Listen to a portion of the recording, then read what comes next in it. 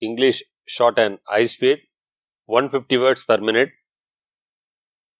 First paper.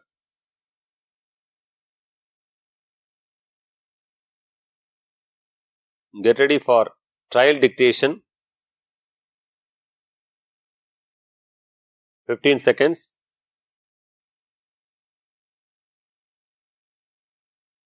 Ten seconds.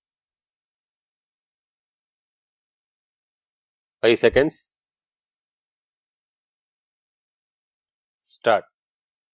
Mr. Speaker, there were many views expressed on this bill. Some honourable members said that there should not be an increase in the bus fares. There were also others who said that there should not be an increase in taxation. There were others who said that these taxation measures were unnecessary. At the same time, there were others who said that there should be retrenchment. I would like to point out that these are matters which can be raised in the budget discussion. But so far as the present bills are concerned, I must say that there was difference of opinion among the members. I must say that some members of the select committee did not want certain articles to be taxed. There were others who said that this taxation would affect the bus owners. I may tell you that we have no correct statistics on this matter.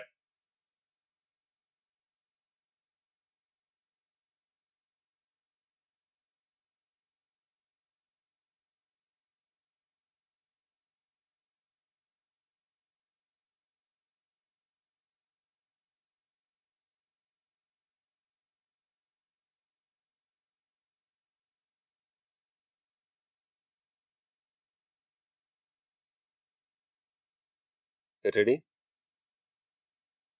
English short and high speed, 150 words per minute. Code number of the question paper 1119.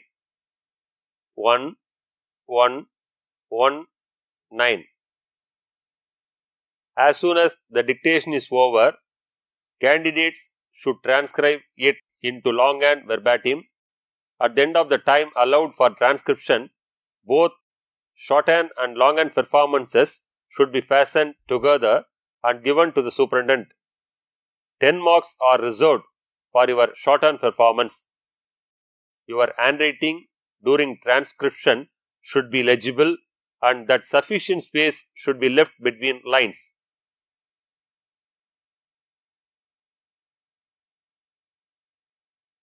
Get ready? Main passage. 15 seconds.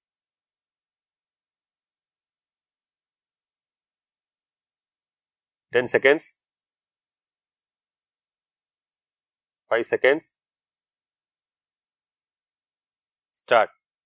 Mr. Speaker, at the outset, I would like to express my great pleasure for having been given the opportunity to speak today. The discussion on the Governor's address gives us an opportunity to review the activities done by the government and discuss those which are planned during the course of the year.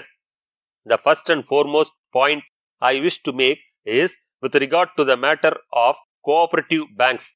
I believe that the state has taken the guidance of the union government in this regard. This has been done with the sole objective of bringing this sector closer to villages. However, I would like to point out that in actual practice, there are some difficulties.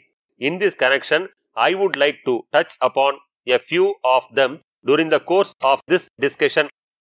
Despite the fact that many norms have been simplified, I find that there are still certain areas of concern.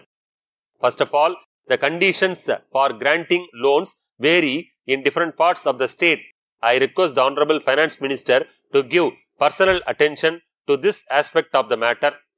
On the other hand, I would like to request the government to waive loans of small farmers affected due to recent drought in different parts of the state.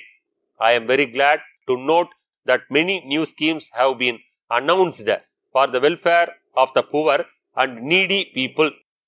You will remember that recently few slum board buildings collapsed causing great loss to the occupants. It appears that the buildings were not built properly and have weakened in course of time. On this occasion, I would like to thank the government for providing financial assistance and new allotments to those affected. Honorable Speaker Sir, reference has been made in the Governor's address about industries. In my opinion, globalization has changed the trend and we have to modernize our industries in course of time. In this regard, I request the government to form a committee to bring changes as soon as possible. I am sure that this would go a long way in improving employment opportunities in the state. I would like to bring to the attention of the House the fact that our state has the advantage of skilled labor and we must use it to the best of our ability. The other thing to which I would like to refer to is regarding employment. There is a proposal for giving preference in government employment to educated youth whose parents are illiterate.